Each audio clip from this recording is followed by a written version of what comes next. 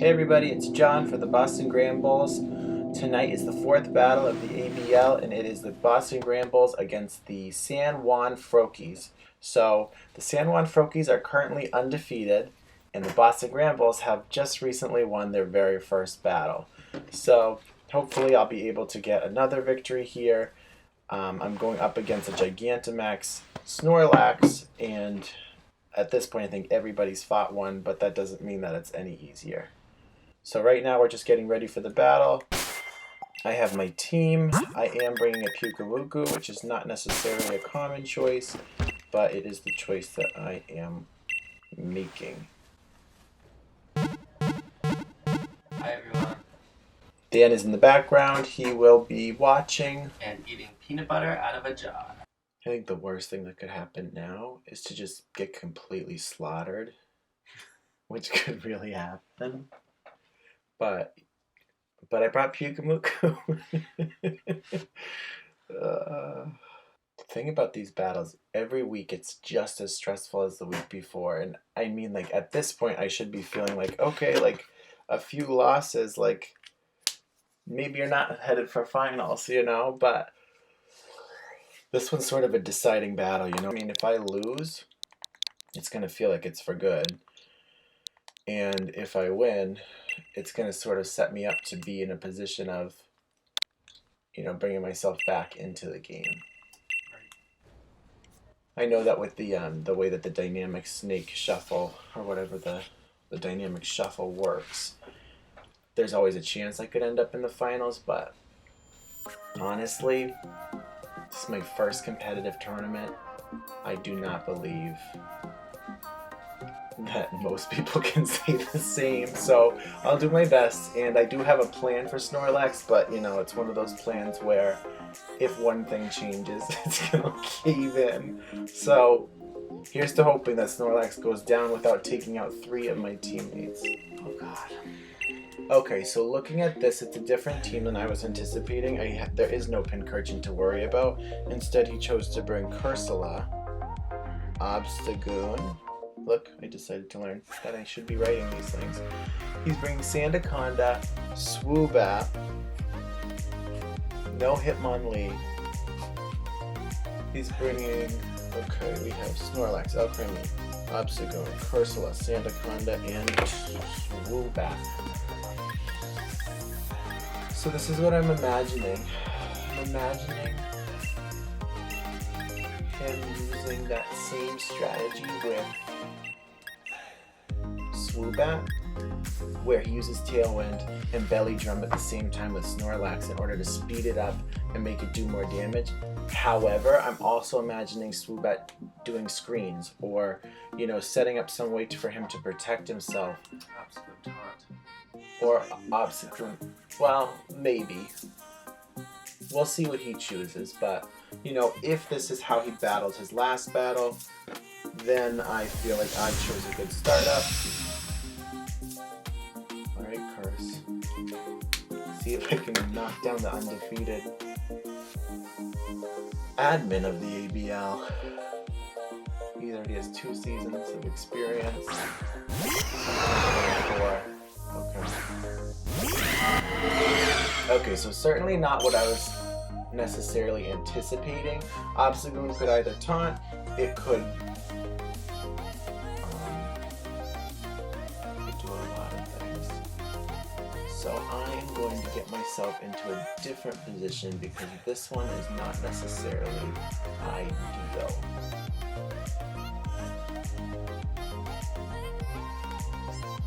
I wonder if he's gonna lead with this team, or if he's gonna do a hard switch out. So Obstruct, I expected that, which is why I did not target it. I'm U-turning, does not do a lot, and it has, oh, that was me. I'm out of there.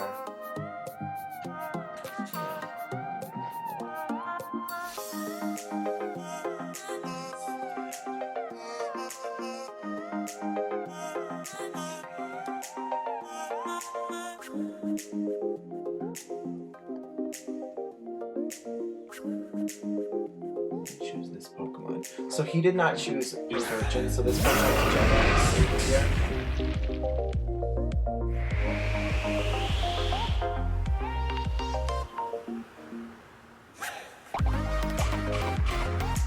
So she's got that barrier. Maybe she'll flinch. Yes! Flinch! No way he's excited about that flinch. No way he's excited about me by being put at the top. Oh, okay, so we're looking at an obstacle that could potentially be a really annoying problem. So it is a facade guts obstacle and it's not defiant. So it's going to start doing a lot of damage.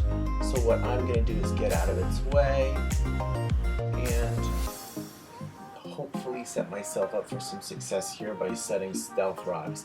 I imagine he's going to want to hit my Cinderace with a facade. So what I'm going to try is to U-turn my Cinderace into his Obstagoon, get out of the field and switch back in with my Ghost type Dragapult so that when he goes for the facade, it doesn't affect me. In terms of Alcremie, I'm worried that it's going to use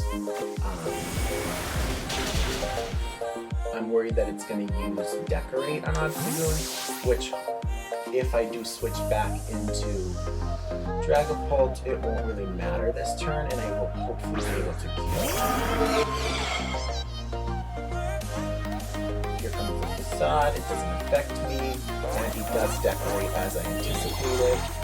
So now he gets double boosted for both attack and special attack, and I get to set up Stealth Run. Okay. Now I'm actually anticipating that this Pokemon, Obstagoon, might obstruct again, but it also is in a place where it doesn't really want, it's running out of time. You know, that burn is a timer, and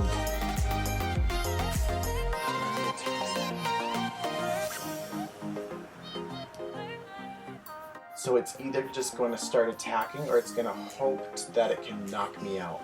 I don't really want to be here.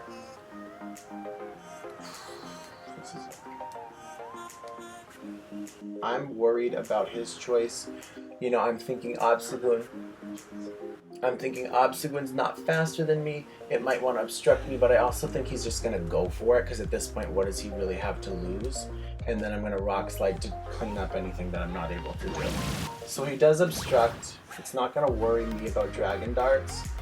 It actually just won't hit anyone. This thing's buffing up its defense. So one thing I've noticed about Curse by watching his battles is he does like to set up. Which, you know, power to him.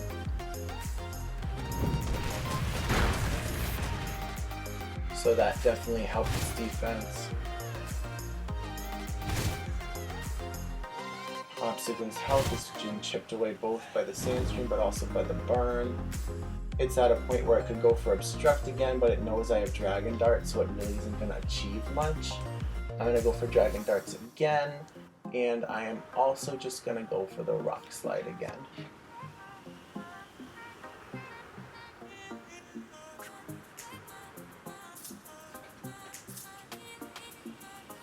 At this point, Obstagoon is either just going to die or obstruct again, or he's going to withdraw it.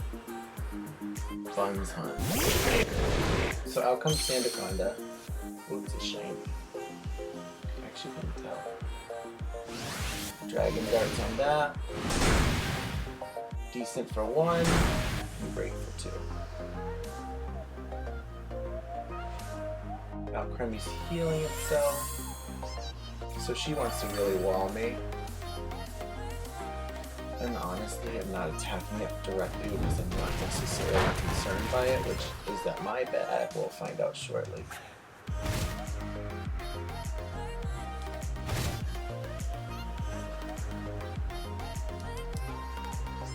So what I'm thinking here, I could burn Bunsun or I could just go for the straight up kill right away, which is most likely what I'll do.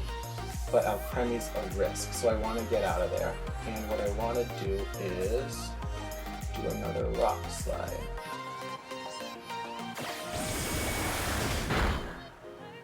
great. I killed Bunsen without taking any sort of damage, and that was his one ground type. So now Cinderace is sitting a little pretty.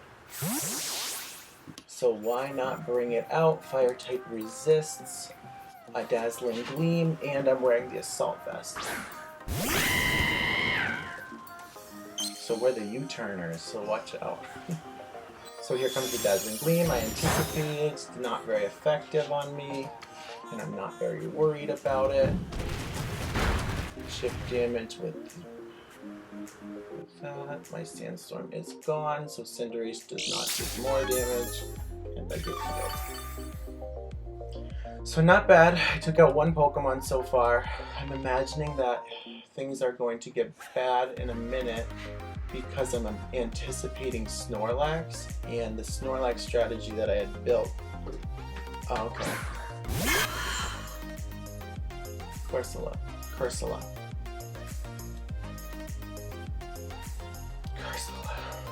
Alright, I feel like the CurseShaka could curse me, it could burn me, it can strength zap me.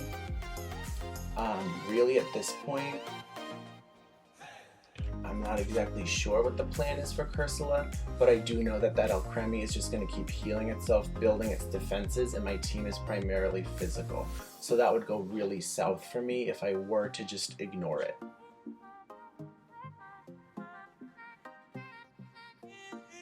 I haven't really battled too many CurseShakas. You know, with the draft league, you get a cool variety of all Pokemon. Dan actually did train one, so I do know a good deal about his skill set. Now I'm hoping for the flinch as well. I did flinch it.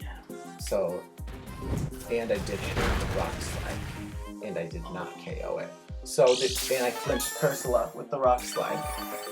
So it seems like RNG thinks that I deserve these things, because now chances are I am going to kill Alcremie and see if I can flinch the CurseShaka as well. You know, it took a lot of damage with that Rock Slide.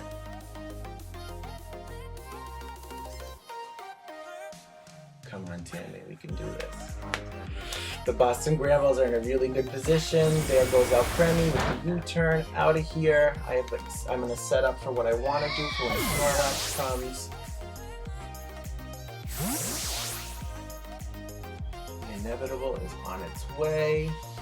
I don't care if he's mad at me about this. I just hope he's actually not anticipating this and going to use CurseShaka to kill Boo with the Shadow. That would be annoying, but it wouldn't end the match for me.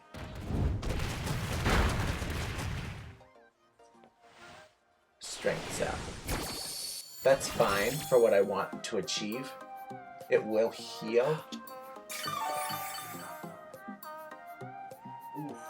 It does feel full health, but as you can see, a Rock Slide by Mother is doing half of CurseShaka's HP, and he can't lower my attack stat. So effectively, all he did was get that Pokemon back to full HP. At this point, I've knocked out Alcremie, and I've knocked out almost Obstagoon. I've knocked out Sandaconda. We have Swoobat and Snorlax. And Obstagoon's back. I'm 100% anticipating an Obstruct, so I'm not really interested in that. Instead, what I'm going to do is a Dragon Dart, so that if he doesn't Obstruct, I get the hidden, and then I also will have the backup damage from Mother if Dragon Darts doesn't smart target CurseShaka twice. So the cool thing about Dragon Darts is it'll either hit both opponents, 1, 2 by Obstagoon, or it'll smart target the one that's either not immune or not protecting. And let's not miss with this. Don't. There's the KO, CurseShaka. So Shaka's Curse is kind of pushed into a corner at this point. He's got Swoobat and he has Snorlax. And I have a plan for both. So here we go. I feel like the Granbulls are getting some momentum at this point. Here's Swoopire, wicked cute shiny, and Snorlax. So how he's run this before is that Snorlax will belly drum, Both of them are hurt by the rocks, so Belly Drum is a little more risky. So I'm gonna Will-O-Wisp and burn Snorlax. It's slower than me, but he has been known to let Swoobat, or choose for Swoobat to use Tailwind. So I've done my research, and it's really paying off. So maybe I should do this more often. So I know exactly what I want to do, and what that is burn the Snorlax so I cut its damage so that it really is never going to become a threat to me with, you know, all 6 Pokemon still alive. I don't care that he's Gigantamaxing it, I think that makes the most sense.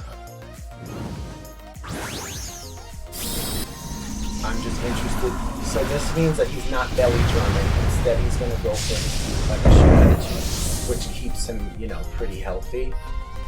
However, it doesn't necessarily cure him from a status, and especially not one that cuts his attack stat.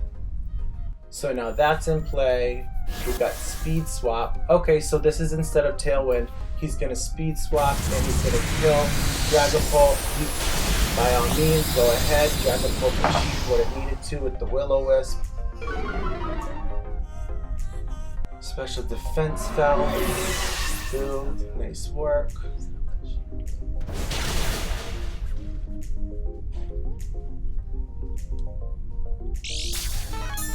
Okay, let's make this work. So now Swoobat is slower, and I just don't want to get hurt. It would be awesome to get 5 Pokemon alive out of this battle. So what I'm going to do is use Resonance, and I'm going to use it on Snorlax, and I'm going to Rock Slide again. Because Swoopire at this point has 30 base speed because it swapped with Snorlax.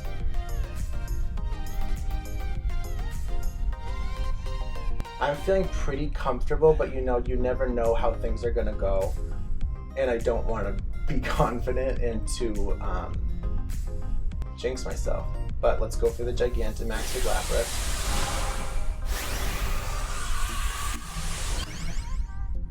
Let's get that shield up. You know, at this point he doesn't have a Pokemon with a move that can knock my shield out. He's gonna have it for 5 turns, and if he goes for Lapras, not only is she fully invested defensively, it'll activate my weakness policy.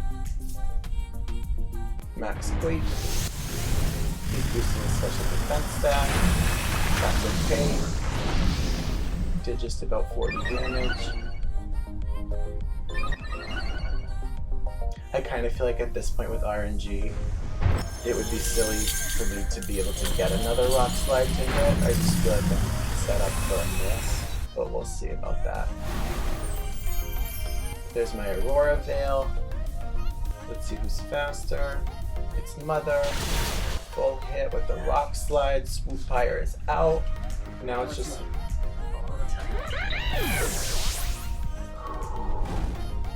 He's burnt, so he's not doing good damage. And it's looking like the Boston Granbulls are going to get the win, so why don't I set water so I boost my own damage and continue to Rock Slide. Boston Granbulls. Yeah, buddy. Max Guard. He's stalling at this point, which is funny because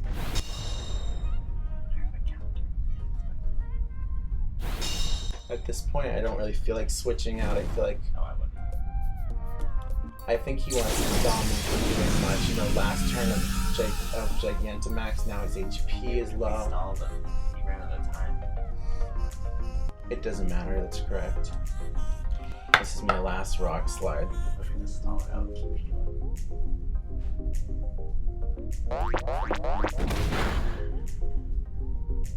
That's a fun one.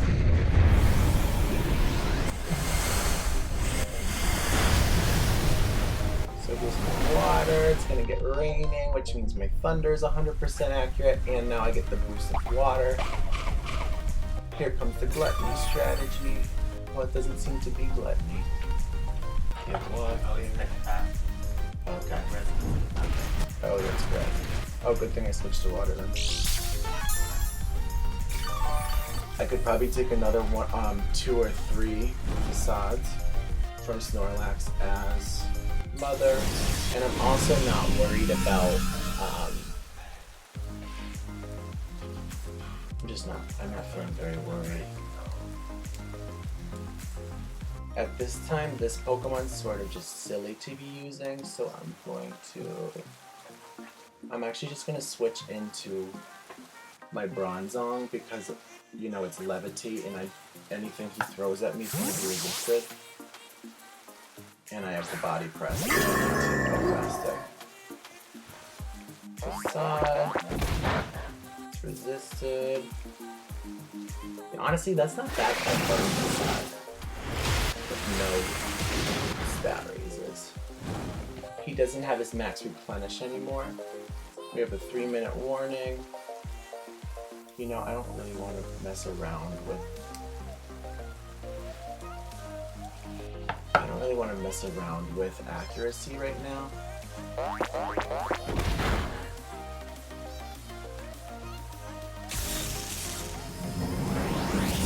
Go Bulls, go Bulls!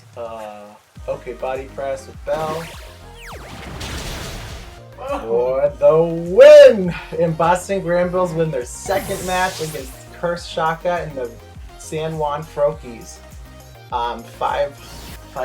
Yeah. Not bad, Tammy. Awesome. So my strategy worked. I knew to burn the Snorlax. You know, it worked. Everything worked out. Maybe he underestimated us. I think that starting so poorly and using Skuntank my first 2 battles really played into this underdog narrative, and it really, maybe he did underestimate me, but you know, the fact is that the Boston Granbulls won their second match against an undefeated team, and that feels pretty nice. So thanks for tuning in, like and subscribe, and get ready for more content.